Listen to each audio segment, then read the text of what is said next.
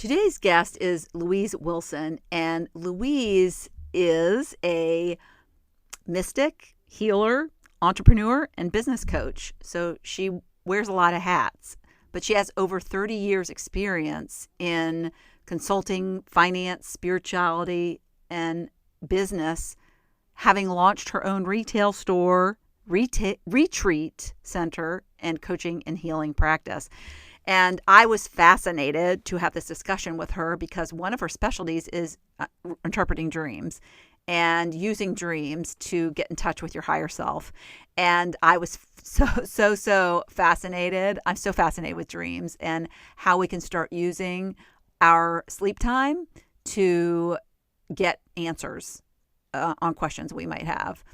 And if you're intentional, and she talks about that in the episode, so I don't want to give too much away, but I do want to apologize in advance for the audio because she lives on a remote island on the central west coast of British Columbia, Canada. So you cannot get to where she lives in a car. You have to fly or you have to have a boat. So I thought that was really amazing that we could even get on a virtual session, but the connection does drop out sometimes. So we'll try to make sure that comes through as well as we can. But one of the things that she and I really believe so heavily about is that we should never settle, that we have a purpose, that many of us are not living intentionally and on purpose, and we're settling for a life that we don't want. And you need to figure out what it is that you're here to do. And so I just want to give you a little quote that she sent me that I think is a great lead in to the discussion that we have. But what she says is, some people follow signs and synchronicities. Others use tarot. Some go to psychics and mediums. Others a bottle of wine with friends. Yes, these are all helpful and maybe sometimes less so. But when you get dialed into your own guiding light, to your intuition, your spirit, your higher self, your subconscious, creator, God, whatever you want to call it, but it's the part of you that knows your truth. Then the intel you receive is uniquely attuned to you because it's coming directly from your source. And one of the fastest, most effective ways to connect to your source, your spirit, is in your dreams. So that is a great lead in to our discussion. We do talk about a couple of my dreams, which is, I think, a great example of kind of how one didn't make a lot of sense, but I loved what she said. It gave me some clarity on follow-up questions that I can ask before I go to bed at night. The next time I have to remember to ask a question about that dream. But if you use some intention around your sleep cycles, you will be amazed at what you will wake up with. Answers that you would have never gotten had you just gone to sleep and probably watched some TV and fallen asleep watching some mindless TV show. But if you're more intentional around that, you might even discover things that your spirit is wanting you to do and you've been denying. Wouldn't that be cool if you just got that from listening to this episode? So with no further ado, let's listen to the episode now.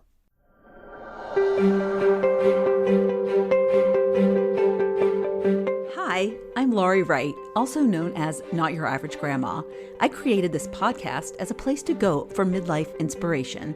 If you are in a stage where you believe the best is behind you, it is my hope that one of these episodes will ignite a long suppressed or unrealized desire, and you will see the potential within yourself just waiting to be tapped, so you can do amazing things with the time you have left. I want you to stop seeing your age as a limitation and start seeing it as your superpower. You have years of experience and value that a younger you never had, so it's time to lean into that and use it to fuel your future. No more letting age hold you back from the pursuit of a more passion-filled life. The more passionate we are, the better the world will be. So stop settling for average, put your AirPods in, and let this episode inspire you to take the first step in transforming your mind, body, and soul. Welcome to another episode of Not Your Average Lives. And today I am very excited to have with me Louise Wilson. And Louise and I are in a business mastermind, but we don't know each other very well. We just started chatting, and I'm fascinated with what Louise does and what her background is all about. But just to touch on it, and then I'm going to introduce you to her and let her go into depth. She was telling me about this major transformation she had when she was 33, and it kind of changed the trajectory of her life. But she has ancestral roots that extend to the borders of Scotland and the Lancashire, I probably am mispronouncing that, hills of England. So you'll notice an accent, but she now lives in British Columbia, Canada, on a remote island. And I think she told me that you can only get there by boat or an airplane. So it's crazy that we can even be talking through the interwaves. But she's also a mystic healer and business coach. And she has just launched a new program all about interpreting your dreams and helping people understand what dreaming is. So I'm really excited to get into that stuff too. And we can talk about a dream I had. So, and I'd love to hear her take on it, but I think I know what happened in my dream. So welcome to the program, Louise. Yay. Thank you so much, Laurie, for having me here to meet with your listeners, albeit sort of through the waves, but great to be here. Thank you. Yeah, and we just in chatting back and forth, Louise is 57, so she's a little bit more of a child than I am. So since I'm in the 60s now, but yeah, one of the things that struck me when she sent me some notes about what we were going to talk about is she said that one of her big themes is to not have people settle. And I so agree with you. Did you find yourself settling? Is that why you're so passionate about it? Because that was where I came from. I was a settling person. I love that question, Laurie, because yes, I did. And I think the root of me settling was, for me, it was the education system. So I really struggled at school. And, back then, I think it's very different perhaps now in the education system. I'm dyslexic. So I was lucky. My mum's a teacher and she kind of got me through, but it was still hard for me. Like exams were just a nightmare. And so no matter how hard I tried and I worked, I would always emerge from those exams defeated and, with the results to show that. So when I emerged from the education system, I'd say as a kid, before that, I had all these big dreams, like I wanted to be a business owner. I saw myself, I saw myself, in my mind's eye as a successful businesswoman. And yet when I emerged from the education system, everything around me was telling me that's not for you, that's not yours, you're not enough, you're not good enough, you're stupid. Like that was what was being reinforced for me, having gone through the system. Yeah, and I would as say I look back, I am kind of grateful in a way that, go ahead. Where was this former education? Was it in the UK that you were learning? It was in early stages in the UK. Yeah, in the UK. So here in the US, people who had dyslexia from my period, like I was in the 60s and 70s in kind of the elementary and middle to high school range. So I graduated from high school in 1976. And so dyslexia wasn't even well defined. I don't even think people really knew what it was. My ex-husband's younger brother, had dyslexia, but he was misdiagnosed, and it really deflated his whole self-esteem. He never thought he was capable, and it held him back so much because they never identified. And so he was kind of put into programs where he couldn't shine, and he never really overcame his learning disability. It's such a challenge, and I was lucky that my parents are both teachers. So my mom, she actually was on it at the age of 5. She recognized that I had this, challenge, and she really helped me. But when you're in an exam room, like I would just freeze and I would really, really struggle. And it was just a terrible experience. And I had nightmares for a very long time after. But I think the thing is that the system tells you, you know, if you can get these top grades and do X, Y, Z, you'll become a lawyer or you'll become a politician, or, you know, it really felt like there was this sort of tier of being, or a place where, you know, the really smart people could go. And I felt that that door was closed to me. And I think for a lot of people, that's the case, especially, you know, when you're in a system that can't really see the magnificence of who you are, because we're all truly magnificent beings, but the education system's so narrow and it has such a narrow focus that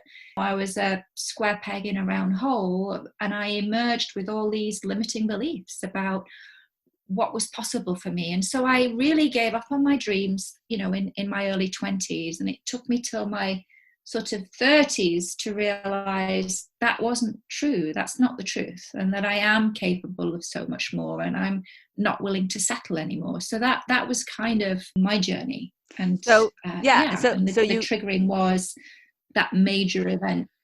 Right. So you got married. I don't know how old you were when you got married, but when you were 33, you ended up separating from your first husband. So tell me about that period and what made you, was it an amicable separation that you both decided we need to go our separate ways, or was it kind of a traumatic event? It was traumatic. Like, we'd been together for 10 years. You know, I met him at college, and so, you know, like, I really felt like that he was the one. But you know, I think in the last few years of the marriage, honestly, like, there was a part of me that knew that this wasn't right. Like, I needed to get out, but I was having a hard time kind of getting out.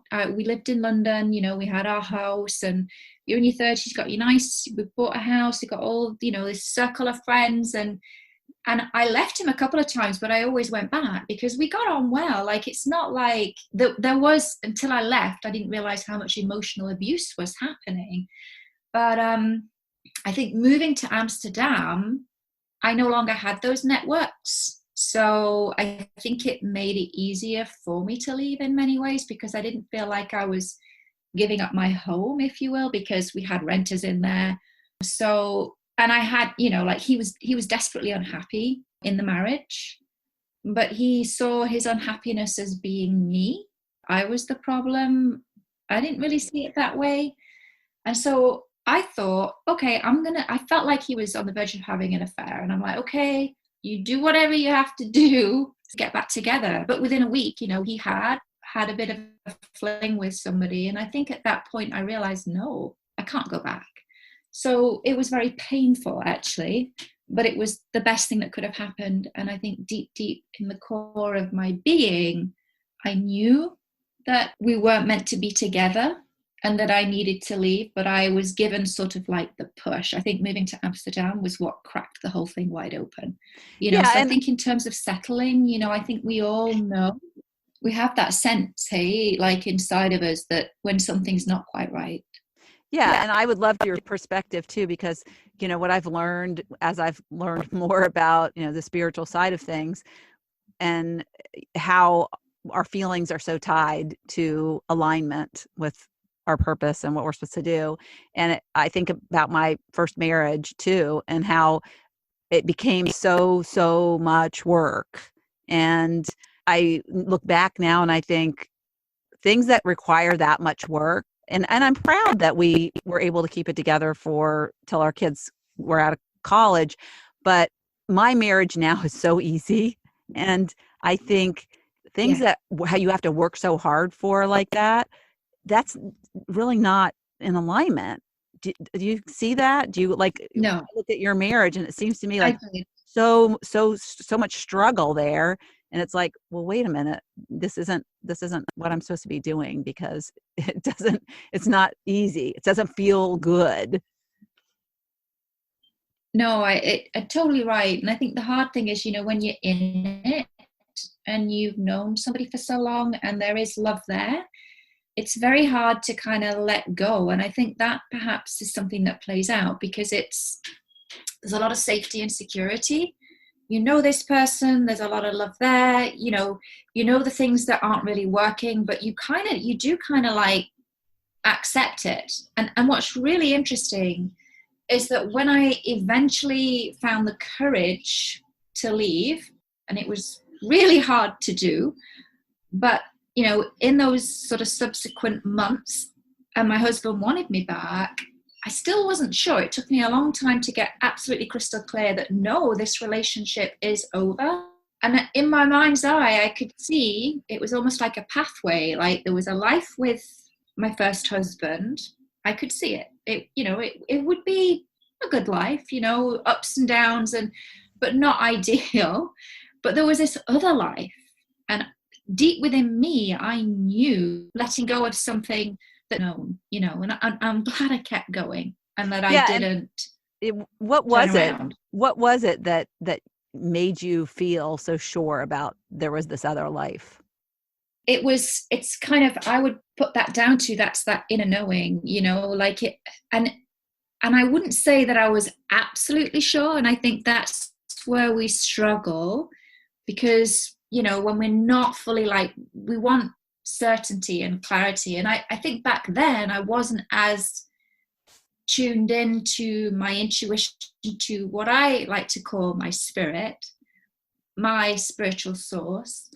I wasn't fully dialed in and connected, so it wasn't that clear. So it made it a lot more murky to know, do I go back, don't I? So I had this daily, I won't I, will I, won't I, will I, won't I? And it was like every day I was running then, I'd run for it, and every day, will I, won't I, will I, I just wasn't sure.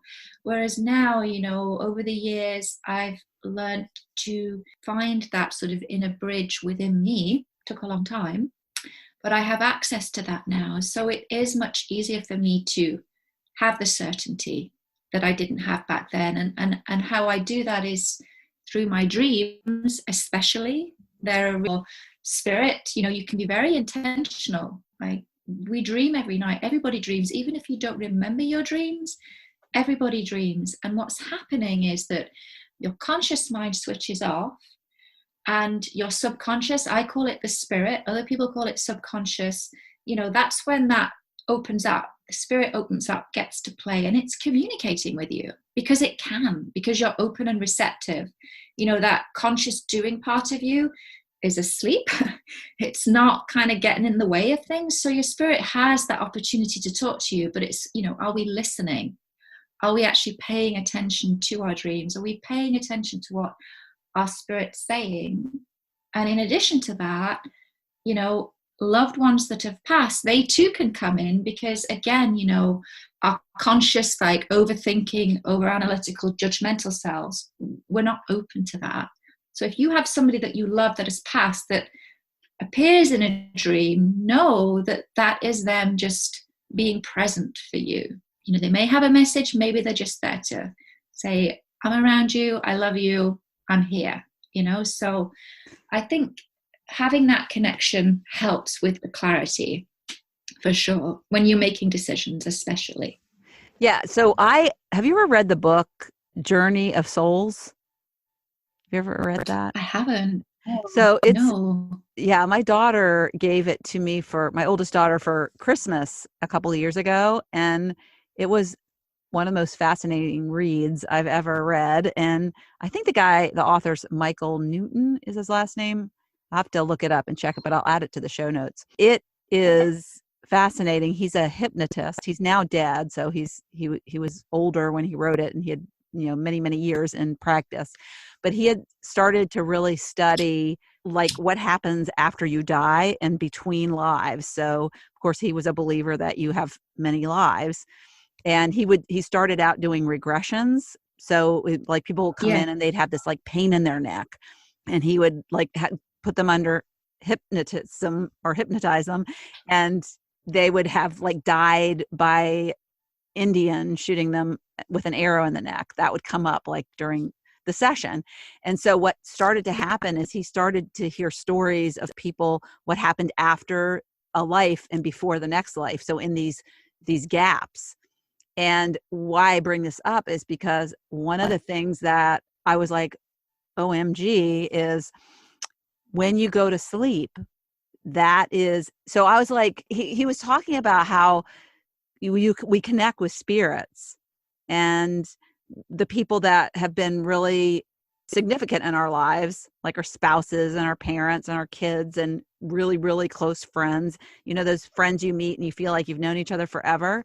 So that when Yes. we die, we kind of connect with them. There's gatherings wherever that is in the ether. And I was like really perplexed because we have this human experience and we're trying to like fit this concept into our human experience. But one of the things he said is that when you go to sleep, you don't have to be dead for your spirit to go visit these other spirits. When you go to sleep Yes.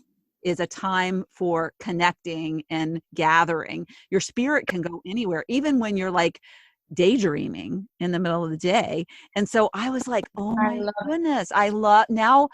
When I go to sleep, I think about who am I going to connect with tonight.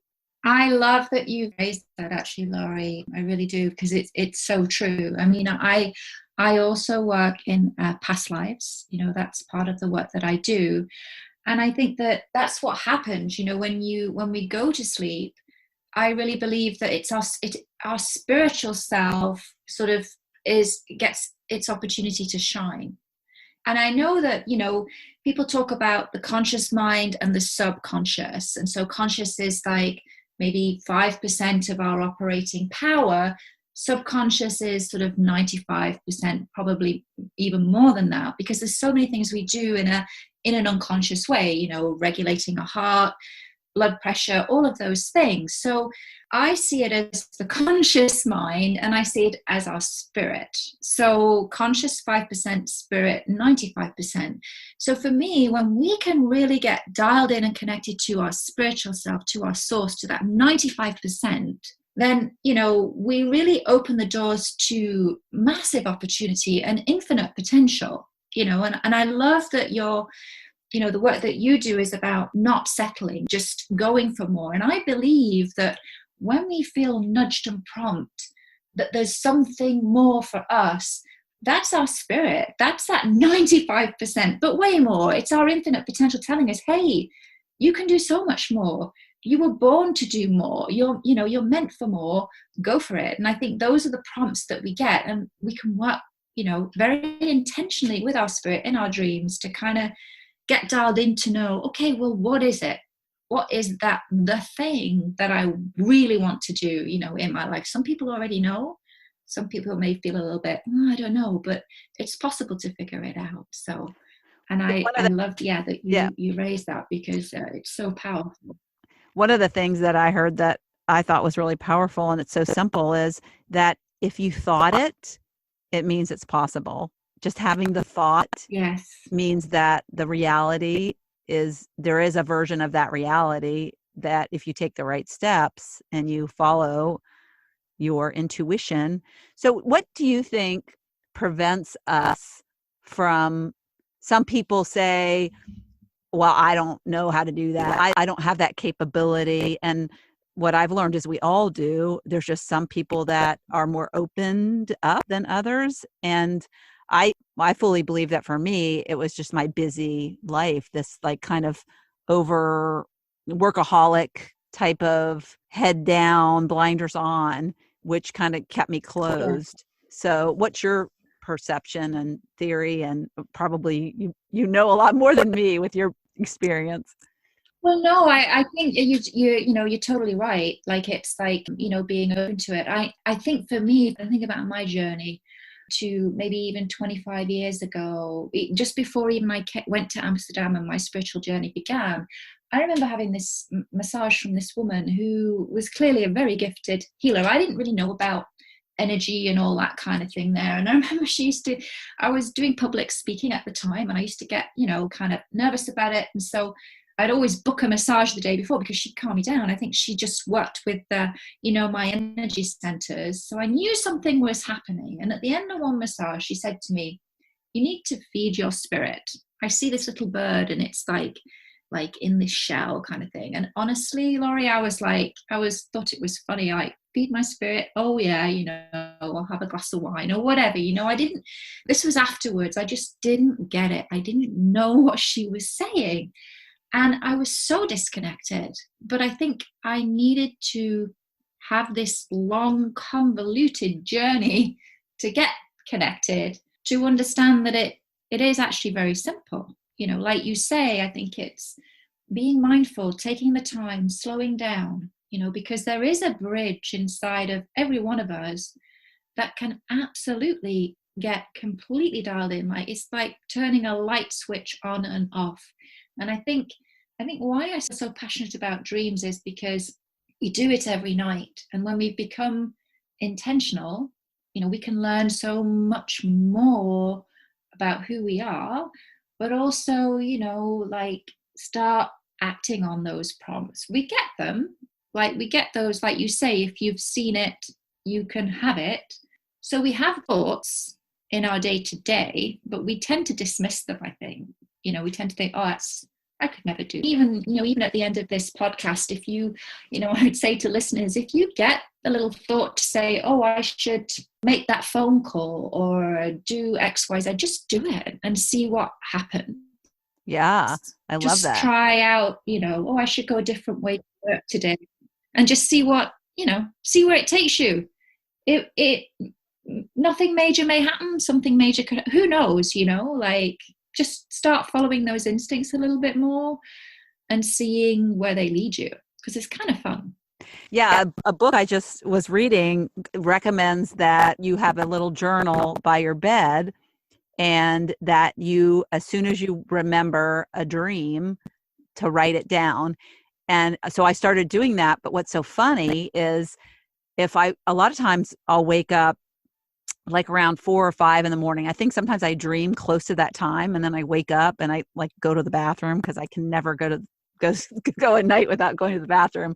And I remember my dream when I go to the bathroom. It's very vivid.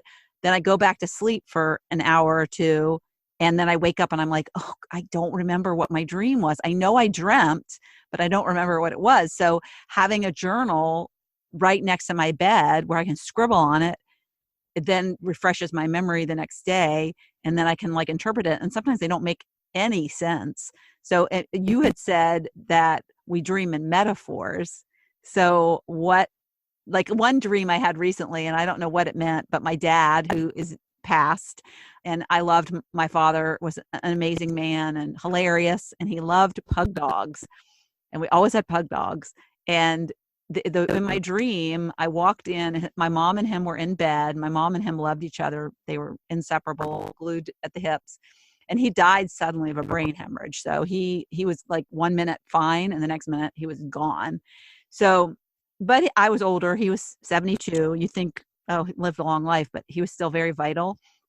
So, but he sometimes comes to me in my dreams, and he's always like himself, like funny and really laughing and but anyways, I just remember he and my mom were lying in bed, and there was a pug dog that was like licking him all over his face, and he was laughing.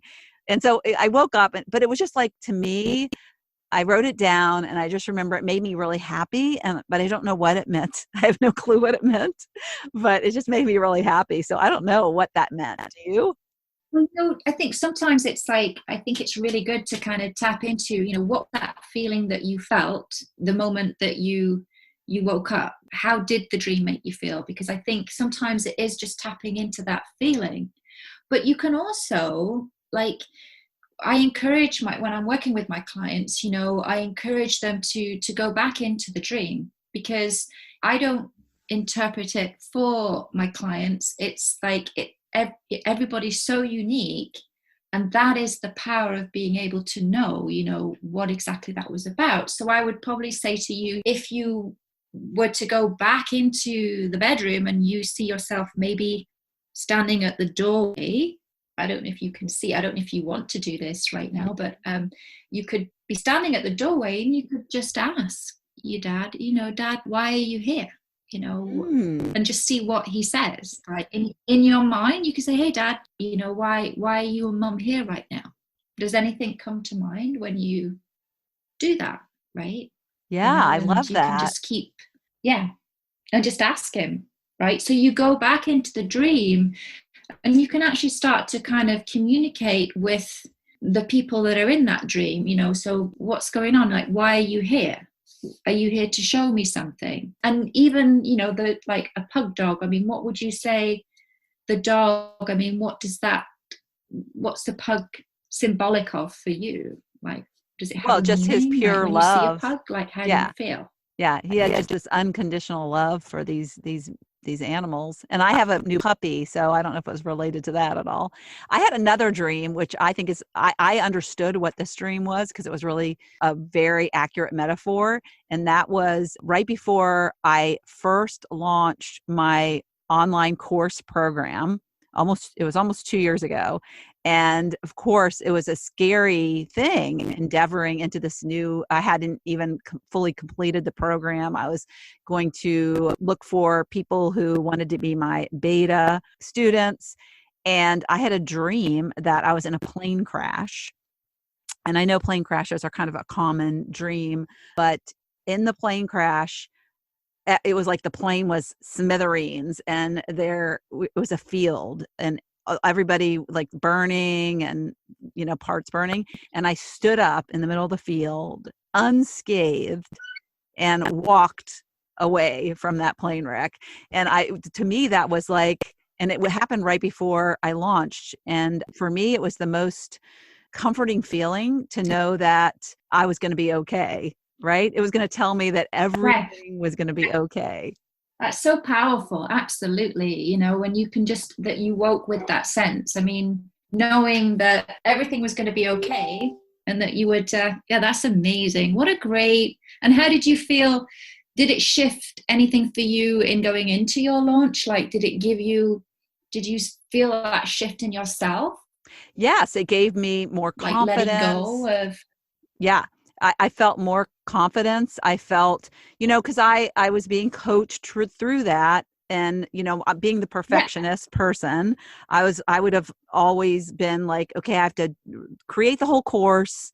I have to know everything before I even like market it. And so what I was being told by my coach is you need to test these things. So test it, find some people that will be willing at a low price to be your guinea pigs, and then just try it. And so the perfectionist in me was very difficult for me. So the dream released me from that perfectionism because my dream told me it's okay. Experiment. Yes. Go for it. You're not going to get hurt. It's not going to kill you. Yeah, it's not going to get fried. Yeah. Absolutely. I love that. And see how that shift, it can change everything for anybody, when you experience that and you're like, okay, I'm good. I'm okay. And we have access to that every single night. Our spirit's like trying to speak to us 24/7. But, your spirit came in and it was just giving you that awareness that you're good and that everything's going to be fine, and it can make a huge difference, right? Yeah. Do you ever ask yourself questions before you go to sleep? So I decided to do a little experiment a couple weeks ago, and I was like, okay, because like I said, I have to go to the bathroom every single night. And so right before I went to sleep, I asked myself, my higher self, if you want to call it that. I said, let's see if we can not go to the bathroom tonight. I kind of closed my eyes and I envisioned having a full night's sleep, not waking up. And I said, I just want to see if we can do this. I requested it. I really requested it from my higher self. And dang it, if I did not sleep the whole night without getting up to go to the bathroom. And so, of course, my husband, who thinks I'm a Looney Tune sometimes, but I said to my husband, I said, I mean, he loves me in spite of it, but I said, well, you know what I did? And he goes, well, you can't do that every night. But I haven't tried since, I haven't asked for that since. But it interesting. So you didn't need to go so you basically were able to not go. Right. To the bathroom. Right. My subconscious. That's amazing. Yeah. It's amazing, Hayes. So powerful. Yeah. Yeah. Yeah, because you kind of like, you were sort of rerouting that circuit. I love that you asked that question because it's a really important and valuable one, because the the thing is, our spirit's speaking to us, like I said, like 24/7, so some people who are open to that concept, maybe they look in nature for signs and synchronicities, or they use the tarot, or they maybe go see a psychic or a medium, right? Because spirit is speaking to us. But it's in those nighttime hours that there's these very specific like conversations that are taking place. And unless we're really intentional, spirit's sharing in those little movies information. It's giving us guidance. But it's harder, I think, to understand it when we're not intentional and we're not asking the questions. We're not really directing that conversation. So asking questions really important. It's a really important thing to do. The more specific, the better. Really specific. Like I'll go to bed and I'll ask for guidance on, a program that I'm working on right now. How can I make this program even more, powerful for my clients? What do I need to do? And I get those answers the next day. So I think the more specific you can be, I think it's great to write it down, pop it under your pillow, and just be very specific. And then that's how you start to have that really intentional conversation. Yeah, I love that intention is what you spoke to, because that is what a lot of problem too that I find that I had, and then my clients also have, is we walk around in a haphazard world and we flail through life. And so it's kind of this flailing. And it's funny because I did a video for my last workshop, and I wanted my video editor to find a hamster on a wheel, because I talk about you're on your hamster on the wheel. And he found a video where the hamster like gets flung out of the hamster wheel. And I was like, oh, that's so perfect. Because it's like, he's not only running on the hamster wheel, he's flailing out of it. So, people might wonder, and I think I said mystic healer, but it's mystic, healer. What do you actually do? Yes. How have you gotten trained, and what are you trained in? So I'd say now, like my superpower is working sort of in those mystic energetic realms. So helping my clients get dialed in and connected to their spirit. So I've, trained multiple modalities. I've been trained by Brian Weiss. I think he's, a well-renowned psychiatrist, and his thing is past life regression. So I trained with Brian Weiss. I've also trained with Denise Lin as well. And, I think that these modalities, the way I see it is that, as we train with others, that sort of gives us a framework to work within. But we all have our own unique superpowers, if you will, and sort of going back into the past life stuff. I believe we've lived many, many lifetimes. So when I'm working with my clients, I work particularly with coaches and healers. It's giving them that opportunity to tap into the totality of who they are as a spiritual being, because we've lived many lifetimes. And many religions, yes, many sexes. We've been different, very different people throughout. Yeah. And so there's a wealth of wisdom that we can actually get tapped into. So that's the work that I do, is actually working at that present life level. So, working through like the things in this present lifetime, maybe that are the beliefs or fears and blocks that you have that are holding you back. But we also go back in time. We sort of go down the ancestral line. So actually exploring our ancestral history and lineage, activating the best and healing and letting go of the rest, because there's a lot of, less positive ancestral stuff that can travel through to us.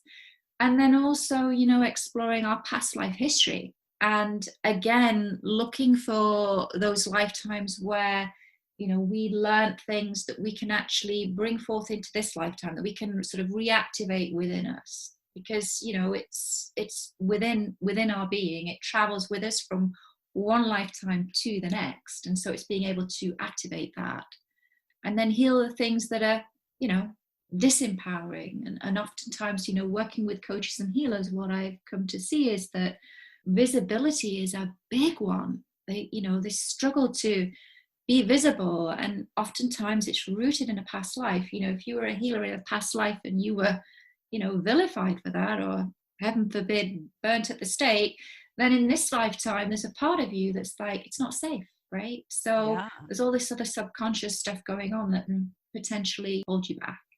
So So it's being interesting. able to clear the way, actually. Yeah, and let go of the stuff that doesn't serve you anymore. Yeah. So you mentioned you're Yeah. working on a So new program, and you said you have some sort of a giveaway or freebie. We can put that in the show notes, but it sounds like something that my listeners might enjoy. absolutely, yes. So I actually created, and again, it was inspired by my dreams, that I needed to create a free training to support people in actually beginning to work with their spirit in the dream time. So this is a free training, and it just gives you, the sort of like the basics of working with your dreams. You know, those 3 steps of, how to program your dreams and how to record and then interpret them. And so that's a free resource that's available on my website. Yeah, so people can access that there. And then I Okay. have Yeah. So another I'll. program that I'm Mhm. currently working on. Mm-hmm. Yeah, so I'll Yeah. make sure your website is in my show notes, and I want to take your free training too. I think it sounds great. That would be awesome. Yeah. And then you were saying about, I'm sorry, I interrupted you. You're working on a program to something about your program. Oh, right. So basically, the program that's coming up, which I'll be launching probably in mid-November. That's actually an opportunity. I just think it's a really good time. We're in that last sort of 6 weeks of 2020, moving into 2021. And it's really sort of an opportunity to kind of regroup and take time to think about, what's the thing that I want to do? If you're on track, the goal is to work even more intentionally with your dreams. So it'd be sort of taking a 30 days for us to for you to work more intentionally with your dreams, to sort of start to know, okay, how do I get going with my vision? What do I need to do next? And then start taking action. So it's an opportunity really to start working very intentionally with your spirit. I'll be there coaching to help you with those challenging aspects of figuring out the language of your spirit, because it is so colorful and a bit wild and crazy sometimes, but also, supporting you in actually being able to, follow through, take the action, because it's only when you start to take action on what your spirit's sharing with you, you see results, and then you realize, okay, this is working. I get it. We've got a good convo going here, and I'm moving in the right direction. And as you become aligned, the doors of opportunity will swing open wide for you. And that's, it's just such a wonderful thing to be dialed in, to be connected, to be aligned to your path and purpose in life. Yes, I agree. So tell me what the last words you want to leave the listeners with. It's been fascinating talking to you. I can't wait to, work. I want to co-collaborate with you, like have you come in and talk to my students, because I think what you have to offer is very unique and very special. And I'm definitely going to take your free training. So what are your last words? I think my last words are, if you have a dream, if there's something inside of you that's nudging you, telling you that there's more for you in this lifetime, pay attention, listen, follow that. Just kind of be present to it and just start taking action. Do things, shift things up a little bit. If you get a little nudge to, hey, go to the mall today, and you weren't planning to, I mean, I know people aren't really moving around that much, but maybe you'll find your favorite PJs are on sale and you'll be like, okay, gotcha, I get it, you're helping me out here, because our spirit's speaking to us 24/7. And that nudge and calling that you feel is your spirit telling you you're meant for more, and I'm here, I can guide you, I can show you the way, let me help you, and let's do this thing together. So I get tingles thinking about it, because anything, as you say, Laurie, is possible. And never settle. If you want more, you go for it. Yeah, so good, so good. Yeah, and I love that example, because when you get this little nudge, it's like this little whisper. And I used to be the kind of person that would shut it up. And it would be like, be quiet. I don't, that's stupid. And now I like really pay attention. I'm like, that might not make any sense. I just did a post yesterday because October 24th is a pretty important day in my life. And it just happens to be the day that a nudge pushed me to make a silly phone call. And that led to me being with my husband today. It was crazy. And who would have thought that would have led to what it led to? But, it happened. And I can say that I probably had that nudge before, but I ignored it, and I ignored it for years. But, so I finally listened to it, and it just was so, the way it unfolded, it was just this thing that almost like I always knew and he always knew, but we just were finally brought together. Yeah. After, because we had been together back a long time ago, but yeah. So I love that. Listen to your nudges. They're nudging you for a reason. Definitely. Yes, they're there for a purpose. All right. Thanks so much for being with us. Absolutely. And sharing your, Thank you so much, Lori. Your knowledge. Okay. Bye. Thank you so much for tuning into the Not Your Average Lives podcast. If you haven't yet, make sure to subscribe on iTunes if you have an Apple device. You can find free resources and learn what else I have going on at the moment that might interest you on my website at notyouraveragegrandma.com. You can also find me on Instagram or Facebook at Not Your Average Grandma. If you liked this episode, it would make my heart so happy if you could leave me a 5-star rating. You can also add a review to let me know what you like about this podcast, which will help spread the word about it to others who need a little midlife inspiration. As always, be you, listen to your inner voice, and focus on reigniting that lost spark so you can start living your own, not your average life.